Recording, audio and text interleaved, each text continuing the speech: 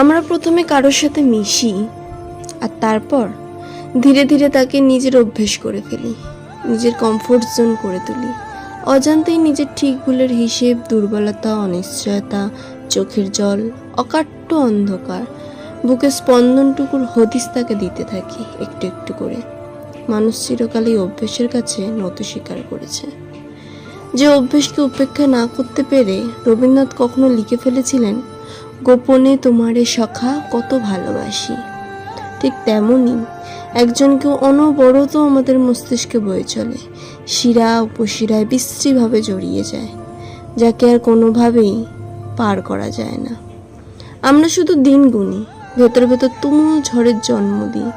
দূরত্ব বাড়লে মন খারাপ করি, খুব কাছে থাকলে আঁকড়ে ধরে থাকি মনে মনে। কেউ কেউ গান গাই, অসম্পূর্ণ কবিতা লিখি, ভীষণ জেদ করে ভুলে যাই, বা ঈশ্বরের কাছে প্রাণপণে চেয়ে নিই তাকে, এটুকু যা আমাদের ক্ষমতা।